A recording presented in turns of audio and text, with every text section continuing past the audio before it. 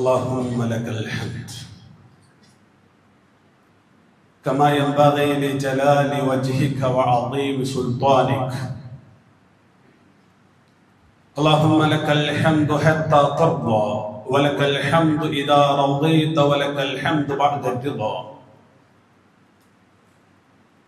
اللهم لك الحمد كله ولك الشكر كله وإليك يرجع الأمر كله.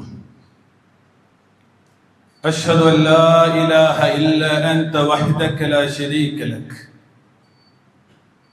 وأنت كما أثنيت على نفسك، وأشهد أن محمدا عبدك ورسولك. اللهم صل على محمد وعلى آل محمد كما صليت على إبراهيم وعلى آل إبراهيم. اللهم بارك على محمد وعلى آل محمد كما باركت على إبراهيم وعلى آل إبراهيم في العالمين إنك حميد مجيد. أيها الناس اتقوا الله عباد الله. إن أريد إلا الإصلاح ما استطعت وما توفيقي إلا بالله عليه توكلت وإليه أنيب. أعوذ بالله من الشيطان الرجيم. ويطعمون الطعام على حبه مسكينا ويتيما وأسيرا إنما نطعمكم لوجه الله لا نريد منكم جزاء ولا شكورا.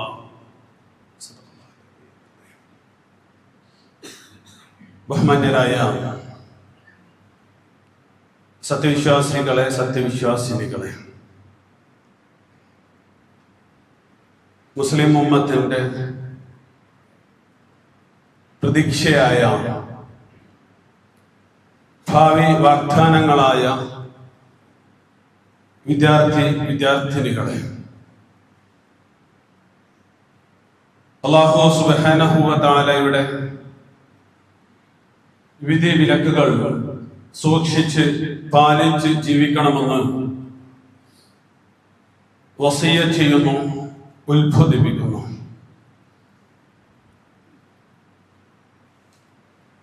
മുസ്ലിം ലോകത്ത് അറിയപ്പെടുന്ന ചരിത്രകാരനും ഫഖീഹുമായ ഇബ്നു ഖല്ലിഖാൻ തന്റെ വിശ്വവിഖ്യാതമായ വഫയാത്തുൽ അയാൻ എന്ന ഗ്രന്ഥത്തിൽ ഗസയിൽ നിന്നുള്ള പ്രഗൽഭ കവി ഇബ്രാഹിം അൽ ഗസിയെ പരാമർശിക്കുന്നുണ്ട്. കവിയുടെ ജന്മദേശത്തെ പരിചയപ്പെടുത്തിക്കൊണ്ട് വബിഹാ ഖബ്റു ഹാഷിം ജദ്ദിൻ നബി സല്ലല്ലാഹു അലൈഹി വസല്ലം, പ്രവാചകൻ തിരുമേനി സല്ലല്ലാഹു അലൈഹി വസല്ലമയുടെ പൂർവ്വപിതാവായ ഹാഷിം ബിൻ അബ്ദി മനാഫിന്റെ ഖബർ അവിടെയാണ് എന്ന് പറയുന്നുണ്ട്.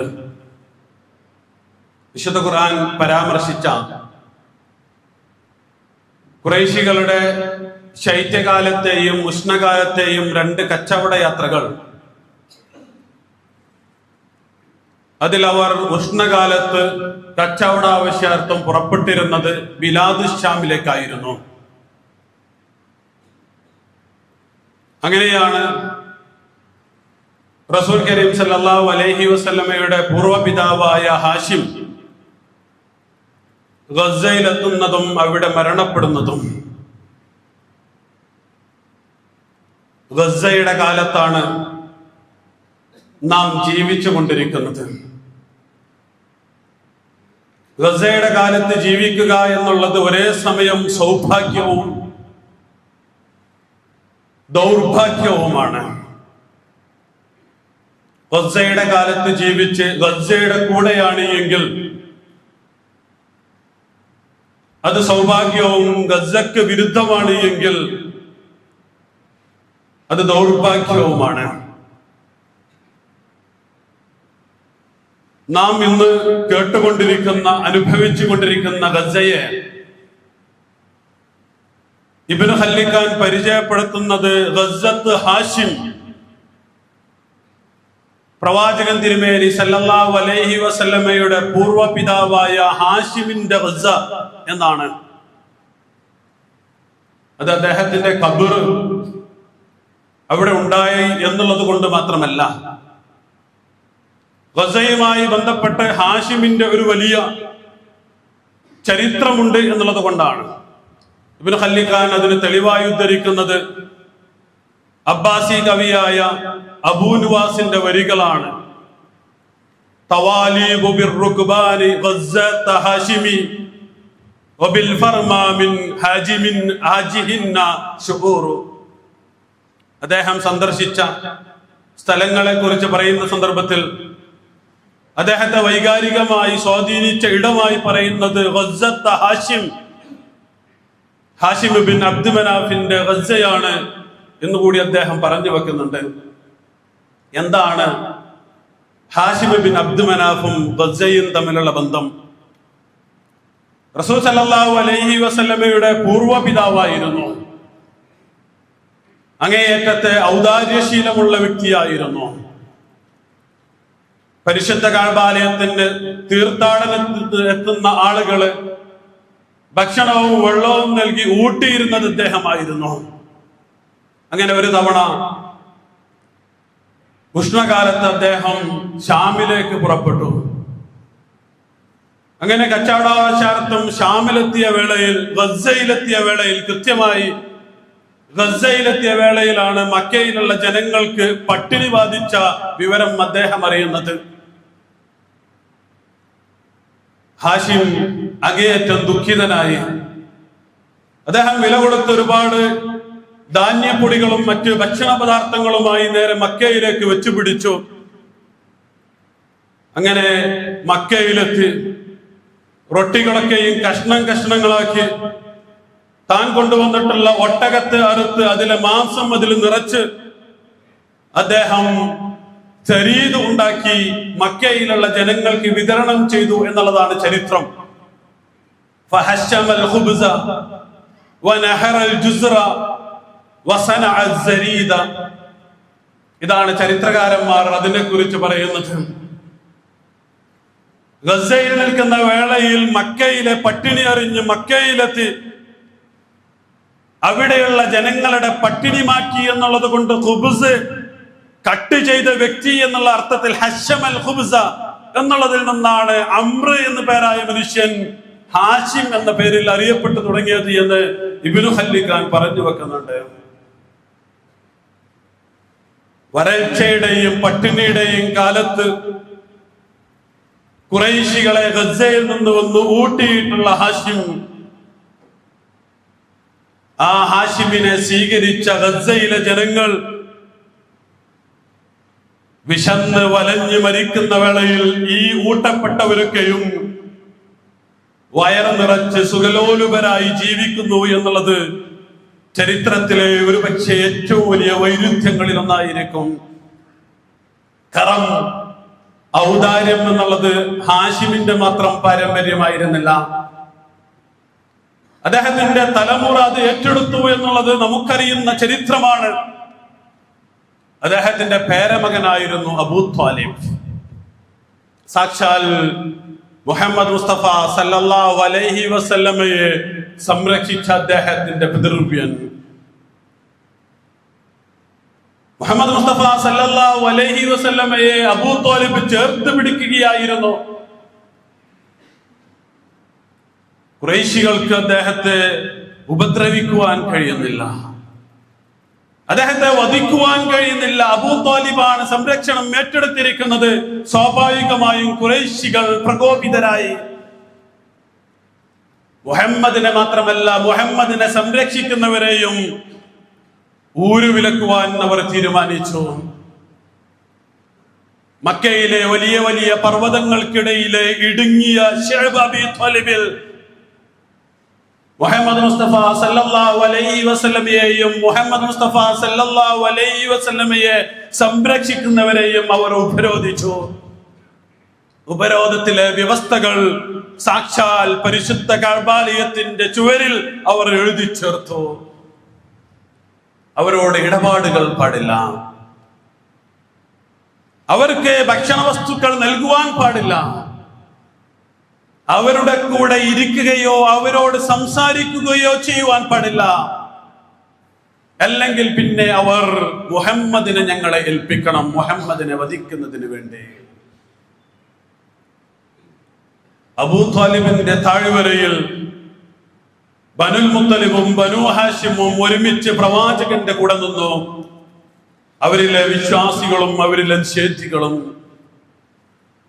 അബൂലഹബ് മാത്രമാണ് മാറി നിന്നത്. ഉപരോധം കഠിനമായിരുന്നു. ഭക്ഷണ പദാർത്ഥങ്ങൾ തീരെയില്ല. മക്കയ്ക്ക് പുറത്തു നിന്ന് വരുന്ന ഏതെല്ലാം വിഭവങ്ങളുണ്ടോ ആ വിഭവങ്ങളെല്ലാം മുശ്രിക്കുകൾ വില കൊടുത്തു വാങ്ങി, ഒരിക്കലും ഇവർക്ക് ലഭിക്കാതിരിക്കുന്നതിന് വേണ്ടി. പച്ചിലകൾ കഴിച്ച് സഹാബാക്കൾ ജീവിതം തള്ളി നീക്കുന്നു. പച്ചിലകൾ തീർന്നപ്പോൾ അവർ പല ആവശ്യങ്ങൾക്ക് വേണ്ടി ഉപയോഗിച്ചിരുന്ന തോൽപാത്രങ്ങൾ ഉണ്ടായിരുന്നു. തോൽപാത്രങ്ങളൊക്കെയും അടർത്തി മാറ്റി അതിലെ തോലുകളൊക്കെയും അടിച്ചു മെതുക്കി ആ തോല് കഷ്ണങ്ങളാക്കി വള്ളത്തിൽ മുക്കി അതിനെ കടിച്ചിറക്കുവാൻ വേണ്ടിയായിരുന്നു സഹാബാക്കൾ ശ്രമിച്ചിരുന്നത്. ശൈബ ബിൻ ത്വാലിബിൽ നിന്ന് സ്ത്രീകളുടെയും കുഞ്ഞുങ്ങളുടെയും നിലവിളികൾ പുറത്തേക്ക് ഉയർന്നു കേട്ടുകൊണ്ടിരുന്നു. ഒരു മനുഷ്യനും അവരോട് കരുണ കാണിച്ചില്ല. അവരോട് സന്ധി ചെയ്യുവാൻ ഒരാളും തയ്യാറായില്ല. അതുവരെ ഉണ്ടായിരുന്ന അടുപ്പങ്ങളും ബന്ധങ്ങളും എല്ലാം തന്നെ അതോടുകൂടി മുറിച്ചു മാറ്റപ്പെട്ടു. പ്രവാചകനെ ഏൽപ്പിക്കണം, അല്ലാണ്ട് നിങ്ങളുടെ മുമ്പിൽ മറ്റൊരു വഴിയില്ല. ഉപരോധം ഈ ഉമ്മത്തിനെ സംബന്ധിച്ചിടത്തോളം പുതുമയുള്ള കാര്യമല്ല. പ്രവാചക പ്രബോധനത്തിന്റെ പ്രാരംഭഘട്ടത്തിൽ തന്നെ ഉപരോധവുമായാണ് ഈ ഉമ്മത്ത് വളർന്നു വന്നത് എന്നുള്ളത് ഇതിന്റെ ചരിത്രം പഠിപ്പിക്കുന്നുണ്ട്. അത് തന്നെയാണ് ഗസയിൽ ആവർത്തിക്കപ്പെട്ടുകൊണ്ടിരിക്കുന്നത്. പക്ഷേ അതല്ല ആവർത്തിക്കപ്പെട്ടുകൊണ്ടിരിക്കുന്നത്, അതിനേക്കാൾ ഭീകരമായ വിധത്തിൽ, അതിനേക്കാൾ വൃത്തികെട്ട വിധത്തിൽ ഗസയിൽ ആവർത്തിക്കപ്പെടുന്നു.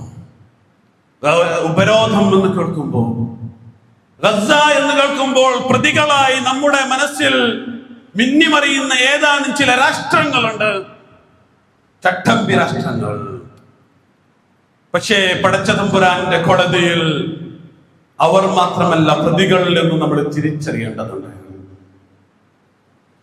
ഗസക്കാരുടെ ഭാഷ സംസാരിക്കുന്ന, ഗസക്കാരുടെ ദീനിന്റെ ഭാഗമായി ലോകത്ത് അറിയപ്പെടുന്ന, ഗസയുടെ ചുറ്റുവട്ടങ്ങളിലൊക്കെയും ജീവിച്ചു കൊണ്ടിരിക്കുന്ന, ഗസയിലെ ജനങ്ങളുടെ ജിഹാദിന് കാതലായി വർത്തിക്കുന്ന ആദർശം പേറി ലോകത്തിന്റെ ഏത് ഭാഗത്ത് ജീവിക്കുന്നവരുണ്ടോ അവർക്കൊക്കെയും ആ ജനങ്ങളോട് കടപ്പാടുണ്ട് എന്നുള്ളതാണ് യാഥാർത്ഥ്യം. അബൂ ഉബൈദ അദ്ദേഹത്തിന്റെ ഏറ്റവും അവസാനത്തിന്റെ പ്രഭാഷണത്തിൽ ഗസയിലെ ജനങ്ങളുടെ വിശപ്പിന്റെ പട്ടിണിയുടെ കാഠിന്യത്തെ കുറിച്ച് വിവരിക്കുന്ന വേളയിൽ അദ്ദേഹം പ്രയോഗിക്കുന്ന പദം ഷീബ് ഗസ്സ എന്നാണ്. ഷീബ് അബീ ത്വാലിബിലേക്ക് ചേർത്ത് ഷീബ് ഗസ്സ എന്നാണ് അദ്ദേഹം പ്രയോഗിക്കുന്നത്. നിങ്ങൾ ഗസ്സയുടെ പട്ടിണിയുടെ കാര്യത്തിൽ വേദനിക്കുന്നില്ല എങ്കിൽ, അവരുടെ ഉപരോധം നിങ്ങളുടെ ഹൃദയത്തിൽ നീറ്റൽ സൃഷ്ടിക്കുന്നില്ല എങ്കിൽ, നിങ്ങൾ ഒരിക്കലും പ്രവാചകൻ തിരുമേനി സല്ലല്ലാഹു അലൈഹി വസല്ലം ശൈബ ബിൻ ത്വാലിബിൽ പട്ടിണി കിടന്ന കാര്യത്തിൽ നിങ്ങൾക്ക് വേദനയില്ല എന്നാണ് അബൂ ഉബൈദ പറയാതെ പറഞ്ഞുകൊണ്ടിരിക്കുന്നത്. പ്രവാചകനോടുള്ള, ഈ ഉമ്മത്തിനോടുള്ള നമ്മുടെ സ്നേഹം അത് കപടമാണ് എന്ന് അബൂ ഉബൈദ ഉറക്കെ വിളിച്ചു പറയുന്നു. കാരണം ശൈബ് അബീ ത്വാലിബ് ഏതാനും മീറ്ററുകളായിരുന്നു ഉണ്ടായിരുന്നത്. 300 കിലോമീറ്റർ ചതുരശ്ര അടിയിലാണ് ഗസയിലെ ജനങ്ങൾ ഉപരോധിക്കപ്പെടുന്നത്. ഷുഐബ് അബീ ത്വാലിബിൽ 200ഓളം വിശ്വാസികളാണ് ഉപരോധിക്കപ്പെട്ടത്, വിശ്വാസികളും അല്ലാത്തവരുമായി. ഗസയിലെ ഉപരോധിക്കപ്പെട്ടുകൊണ്ടിരിക്കുന്നത് 2 മില്യണോളം അഥവാ 20 ലക്ഷത്തോളം ജനങ്ങളാണ്. ഷുഐബ് അബീ ത്വാലിബിലെ ഉപരോധം കേവലം സാമ്പത്തികവും സാമൂഹികവുമായിരുന്നു. ഷുഐബ് ഗസ ഉപരോധിക്കപ്പെടുന്നത് സാമൂഹികവും സാമ്പത്തികവും സൈനികവുമായാണ്. പട്ടിണി കിടക്കുന്ന ജനത, ആ ജനതയ്ക്ക് വെള്ളം കാണിച്ച് മോഹിപ്പിക്കുന്നു. വെള്ളം കുടിക്കുന്നതിന് വേണ്ടി പിഞ്ചു പൈതങ്ങൾ ഓടി വരുന്ന വേളയിൽ ആ പിഞ്ചു പൈതങ്ങളുടെ നെഞ്ചത്തേക്ക് ബോംബുകൾ വർഷിക്കുന്നു. ഷുഐബ് അബീ ത്വാലിബ് നമ്മെ കരയിപ്പിച്ചിട്ടുണ്ട് എങ്കിൽ, എപ്പോഴെങ്കിലും നമ്മുടെ മനസ്സിനെ പിടിച്ചു കുലുക്കിയിട്ടുണ്ട് എങ്കിൽ, പിന്നെ എങ്ങനെയാണ് ഗസ നമ്മെ പിടിച്ചു കുലുക്കാതിരിക്കുക എന്നുള്ളതാണ് ചോദ്യം. ഷുഐബ് അബീ ത്വാലിബിന്റെ ഏറ്റവും പുതിയ, ഏറ്റവും ഭീകരമായ, ഏറ്റവും മാരകമായ ആവർത്തനമാണ് ഗസ എന്നുള്ളത്. ഉപരോധത്തിന്റെ മതിൽക്കെട്ടുകളുമായി ഖുറൈശികളുണ്ട്. അബൂലഹബ് മരിച്ചു പോയിട്ടേ ഇല്ല. ഗസയിലെ ജനങ്ങളെ ഒറ്റുകൊടുക്കുന്നതിന് വേണ്ടി അബൂലഹബുമാർ മത്സരിച്ചു കൊണ്ട് ഇരിക്കുന്നുണ്ട്. പക്ഷേ അബൂ ത്വാലിബ് എവിടെയാണുള്ളത്? അവസാനം ഷുഐബ് അബീ ത്വാലിബിന്റെ കെട്ടുപൊട്ടിച്ച ബനൂ ഹാശിമിലും മറ്റും പെട്ടിട്ടുള്ള ആളുകൾ എവിടെയാണ് അവർ? അവരെ നമുക്ക് കാണുവാൻ കഴിയുന്നില്ല. അബൂ ഉബൈദ ലോകത്തെ അഭിസംബോധന ചെയ്യുന്ന വേളയിൽ ലോകത്തെ എല്ലാ ജനങ്ങളെയും അഭിസംബോധന ചെയ്യുന്നുണ്ട്. ഇസ്രയേലിനെയും അമേരിക്കയെയും മാത്രമല്ല, സ്വന്തം സമൂഹത്തിൽപ്പെട്ട പ്രതീക്ഷയർപ്പിക്കുന്ന ആളുകളെയും, സ്വന്തം സമൂഹത്തിൽപ്പെട്ട സമുദായത്തിൽപ്പെട്ട ഒറ്റുകാരെയും അദ്ദേഹം അഭിസംബോധന ചെയ്യുന്നുണ്ട്. അബൂ ഉബൈദ അബൂ ത്വാലിബിന്റെ ആവർത്തനമാണ്. ഉപരോധത്തിന്റെ തീച്ചൂളയിൽ ഞെരുകി കഴിയുന്ന വേളയിൽ അബൂ ത്വാലിബ് ചൊല്ലുന്ന ഒരു കവിതയുണ്ട്. അക്കാലഘട്ടത്തിൽ എല്ലാ ജനങ്ങളെയും, ചുറ്റുവട്ടത്തുള്ള ഖുറൈശി നേതാക്കളെ എല്ലാം അഭിസംബോധന ചെയ്തുകൊണ്ടുള്ള കവിത. വദാക അബൂ അംറിൻ അബാ ഗൈറ ബുഅ്ദിന ലിയലൂനനാ ബിഫി അഹ്ലി ശാഇൻ വജാമിലി. ഇതാ കണ്ടില്ലേ അബൂ ജഹൽ, ഞങ്ങളെ പുറത്താക്കുവാൻ അയാൾക്ക് ധൃതിയായിരുന്നു. ഈ താഴ്വരയിൽ ആടുകളുടെയും ഒട്ടകങ്ങളുടെയും കൂടെ ഞങ്ങളെ കിടത്തുന്നത് അബൂ ജഹലാണ് എന്ന് ആദ്യം ഇസ്രയേലിനെ കുറിച്ച് അബൂ ത്വാലിബ് പറഞ്ഞു വെക്കുന്നുണ്ട്. രണ്ടാമത്തെ വരി വസായിൽ അബൽ വലീദി മാദാ ഹബൗതന ബിസയ്യിക ഫീനാ മുഅ്രിളൻ കൽ മുഖാതിലി. അമേരിക്കയെയും പറയുന്നുണ്ട്, അബുൽ വലീദിനെ.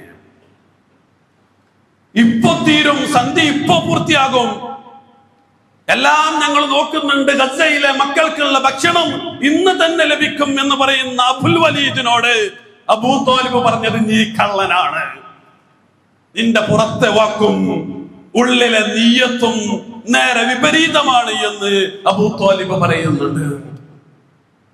അബൂ സുഫിയാനെയും കൈകാര്യം ചെയ്യും. വമറ അബൂ സുഫിയാന അന്നി മുഅ്രിളൻ കമാ മറ ഖീലുൻ മിൻ ഇളാബിൽ മുഖാവിലി. ഇങ്ങോട്ട് തിരിഞ്ഞു നോക്കിയതേ ഇല്ല ഈ സമുദായത്തിൽപ്പെട്ട അടുത്ത ബന്ധമുള്ള ആളുകൾ. എല്ലാം കഴിഞ്ഞതിന് ശേഷം അബൂ ഉബൈദ നടത്തുന്ന അതേ ഒരു പ്രസ്താവന അബൂ ത്വാലിബ് നടത്തുന്നു. ഖദബ്തും വബൈതില്ലാഹി നുബ്സി മുഹമ്മദൻ വലമ്മാ നുതാഇദൂനഹു വനുനാദിലു. നിങ്ങൾ എന്താണ് വിചാരിക്കുന്നത്?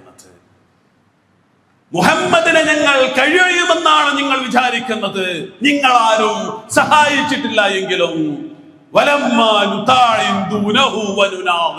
അവസാന ശ്വാസം വരെ മുഹമ്മദ് മുസ്തഫ സല്ലല്ലാഹു അലൈഹി വസല്ലമക്ക് വേണ്ടി ഞങ്ങൾ പോരാടും. ഉഖീമു അലാ നസ്രിൻ നബിയ്യി മുഹമ്മദിൻ ഉഖാതിലു അൻഹു ബിൽ ഖനാ വൽ ഖനാബിലി. സർവ്വ ആയുധങ്ങളും എടുത്ത് മുഹമ്മദിനെ ഞങ്ങൾ സംരക്ഷിക്കും. വവജത്തു ബിനഫ്സി ദൂനഹു വഹമൈതുഹു വദാഫഅതു അൻഹു ബിത്വലാ വൽ കലാകിലി. മുഹമ്മദിനെ നിങ്ങൾക്ക് വധിക്കണമെങ്കിൽ നിങ്ങൾക്ക് ആദ്യം എന്റെ നെഞ്ചി പിളർക്കണം.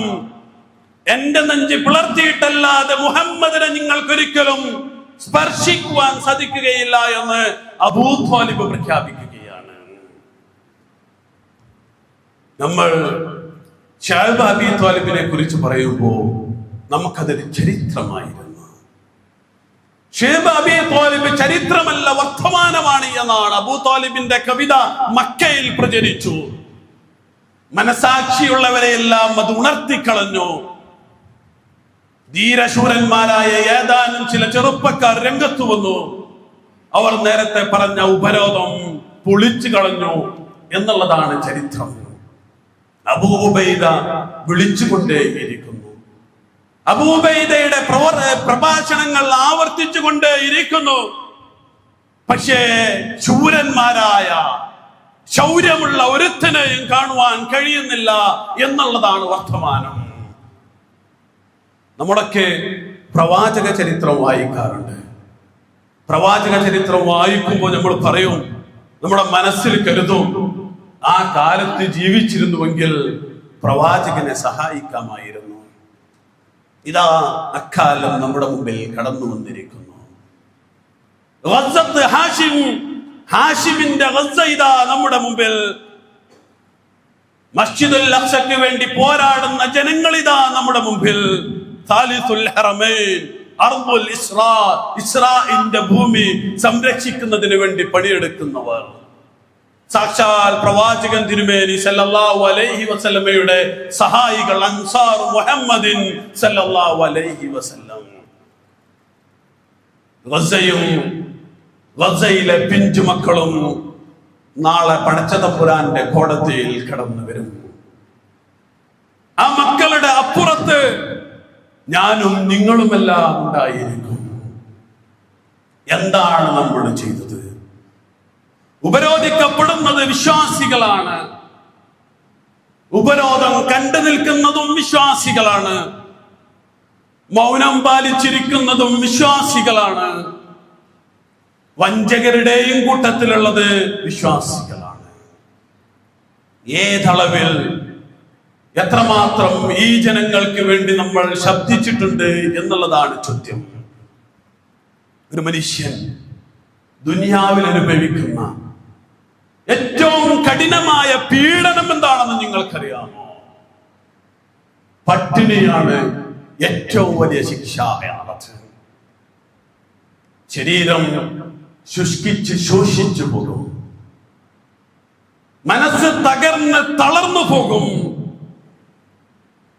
അതുകൊണ്ട് അറബികൾ വിശന്നു മരിക്കുന്നവനെ അൽ മൗത്തുൽ അക്ബർ എന്നാണ് പറയുക. മണ്ണ് തിന്ന് മരിച്ചു എന്ന് ആ വ്യക്തിയെ കുറിച്ച് പറയും. ഇതാണ് ഗസയിൽ സംഭവിച്ചുകൊണ്ടിരിക്കുന്നത്. ഒരു മനുഷ്യൻ വിശന്നു മരിക്കുവാൻ അനുവദിച്ചുകൂടാ. ഇനി ആരെങ്കിലും വിശന്നു മരിക്കുകയാണെങ്കിൽ അതിന് സാക്ഷിയായി കൂടാ. അല്ലാഹുവിന്റെ റസൂൽ സല്ലല്ലാഹു അലൈഹി വസല്ലം പറയുന്നത്, ഇദാ റഅയ്തുമുർ റജുല യുഖ്തലു സബ്റൻ ഫലാ തഹ്ദുറു മകാന. നിങ്ങൾ അങ്ങോട്ട് ചെന്നു പോകരുത്, അടുത്തു പോകരുത്. പട്ടിണി കിടന്ന മനുഷ്യരുടെ അടുത്തേക്ക്, മരിക്കുന്ന മനുഷ്യരുടെ അടുത്തേക്ക്. കാരണം അവിടെ അല്ലാഹുവിന്റെ ശിക്ഷ ഇറങ്ങും. ആ ശിക്ഷ നിങ്ങളെ കൂടി ബാധിക്കുമെന്ന് റസൂൽ സല്ലല്ലാഹു അലൈഹി വസല്ലം പഠിപ്പിക്കുകയാണ്. അതുകൊണ്ടാണ് ഇസ്ലാമിന്റെ കൊടിയ ശത്രുവാണെങ്കിൽ പോലും അവർക്ക് പട്ടിണി കൊടുക്കുവാൻ പാടുള്ളതല്ല.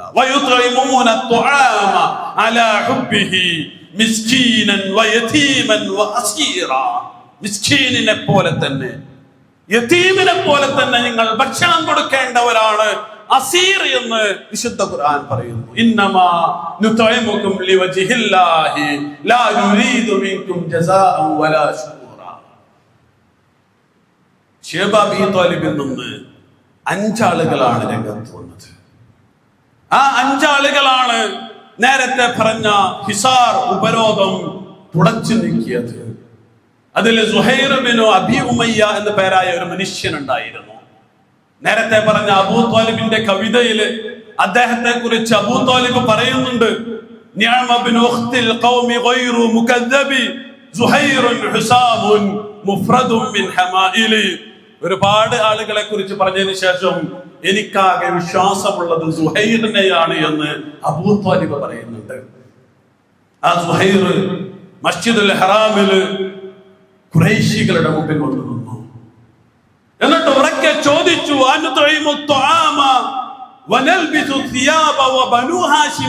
നിങ്ങൾക്ക് നാണമില്ലേ? നമ്മളൊക്കെ ഈ വയറ് നിറച്ച് ഭക്ഷണം കഴിച്ച് വസ്ത്രമൊക്കെ ധരിച്ച് നടക്കുന്നു. ബനൂ ഹാഷിം അവിടെ പട്ടിണി കിടന്ന് മരിക്കുന്നത് നിങ്ങൾ കാണുന്നില്ല. ഞാനിത് മുറിച്ചു കളയുകയാണ്, കീറിക്കളയുകയാണ്.